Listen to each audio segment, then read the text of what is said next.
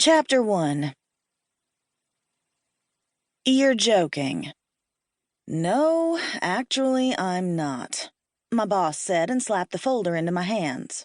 You leave tomorrow morning, and I don't want to see your hairy ass till this is solved. I looked wildly around her office for something to lob at her head.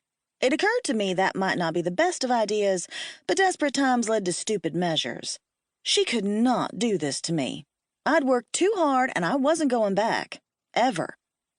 First of all, my ass is not hairy except on a full moon, and you're smoking crack if you think I'm going back to Georgia. Angela crossed her arms over her ample chest and narrowed her eyes at me. Am I your boss? She asked. Is this a trick question? She huffed out an exasperated sigh and ran her hands through her spiked do, making her look like she'd been electrocuted. Essie, I am cognizant of how you feel about Hung Island, Georgia, but there's a disaster of major proportions on the horizon, and I have no choice. Where are you sending Clark and Jones? I demanded. New York and Miami. Oh, my God, I shrieked. Who did I screw over in a former life that those douches get to go to cool cities and I have to go home to an island called Hung? Those douches do have hairy asses, and not just on a full moon. You're the only female agent I have that looks like a model, so you're going to Georgia. Period. Fine. I'll quit. I'll open a bakery. Angela smiled, and an icky feeling skittered down my spine. Excellent. I'll let you tell the council that all the money they invested in your training is going to be flushed down the toilet because you want to bake cookies. The council consisted of supernaturals from all sorts of species. The branch that currently held me by the metaphorical balls was WTF, Werewolf Treaty Federation. They were the worst as far as stringent rules and consequences went. The vampires were loosey-goosey, the witches were nuts, and the freaking fairies were downright pushovers, but not the wares. Nope. If you enlisted, you were in for life. It had sounded so good when the insanely sexy recruiting officer had come to our local Care for Your Inner Wear meeting. Training with the best of the best, great salary with benefits, apartment and company car. But the kicker for me was that it was 15 hours away from the hell I grew up in.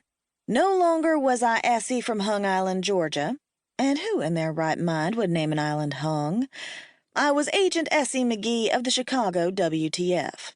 The irony of the initials was a source of pain to most werewolves, but went right over the council's heads due to the simple fact that they were older than dirt and oblivious to pop culture. Yes, I'd been disciplined occasionally for mouthing off to superiors and using the company credit card for shoes, but other than that, I was a damn good agent. I'd graduated at the top of my class and was the go-to girl for messy and dangerous assignments that no one in their right mind would take.